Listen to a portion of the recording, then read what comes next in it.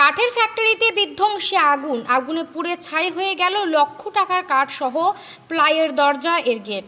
জানা গেছে, মোথাবাড়ি থানার অন্তর্গত গ্রিন মার্কেট সংলগ্ন এলাকায় একটি কাঠের ফ্যাক্টরিতে আগুন লাগে।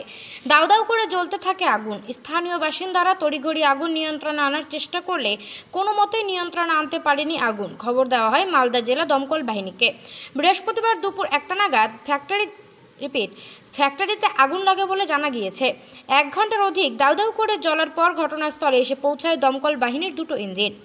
মালদা থেকে পরিমল মণ্ডলের রিপোর্ট, উত্তরবঙ্গ টুডে 24। এর কাছে প্রায় 1টা নাগাদ কল এসছে, মোথাবাড়ি গ্রিন মার্কেটে আগুন লেগেছে প্লাইউড কারখানায়। আমরা সেই মুহূর্তে যথাসম্ভব গাড়ি নিয়ে এসেছি, আসে দেখি বিশাল ভয়ঙ্কর আগুন। সঙ্গে সঙ্গে আরেকটা গাড়ি কল করি, দুটো গাড়ি আমরা নিয়ে এসে আগুন আমাদের এখন আন্ডার। আগুন একটু শর্ট সার্কিটের মতো মনে হয় হয়েছিল, সামান্য 1 মিনিটও টাইম দেয়নি। এই ফ্যাক্টরি পরপর 3টে ফ্যাক্টরি আছে।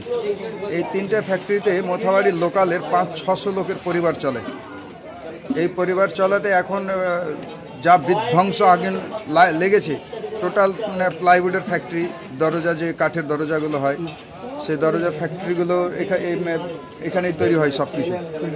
এই বিধ্বংস আগুন যে দেখতে পাচ্ছেন, কি ব্যাপার, মারাত্মক ভয়ঙ্কর ঘটনা ঘটে গেল। কতক্ষণ ধরে আগুন? তারপরে এখানে চলছে প্রায় 11টা থেকে আগুন লেগেছে। পরেই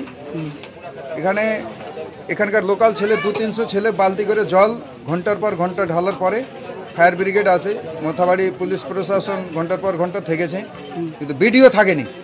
বিডিও ডিএম সাহেবের পরামর্শে হয়তো হুকুমের পরে হয়তো এসছে, 1-2 মিনিট থেকে আবার পালিয়ে গেছে। বিডিওর কোনো ভূমিকা নেই।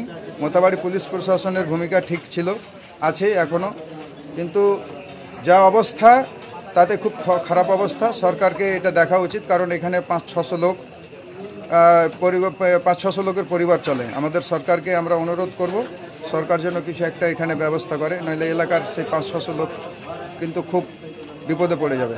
এখন কি আগুন নিয়ন্ত্রণে এসেছে? হ্যাঁ, আগুন নিয়ন্ত্রণে এসেছে। আগুন নিয়ন্ত্রণে চলে এসছে, তবে এখনো সম্পূর্ণ হয়নি। সন্ধ্যা পর্যন্ত সব ক্লিয়ার হয়ে যেতে পারে।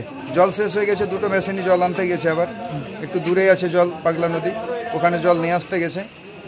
তারা ফায়ারের যারা আছে, আগুন নেভানোর কাজের লোক যারা আছে, অফিসাররা, ফোর্সরা, সবাই রীতিমতো তারা কাজ করছে, কোনো অসুবিধা নেই। কাইন্ডলি আপনার নামটা বলবেন। আমি আনহারুল হক।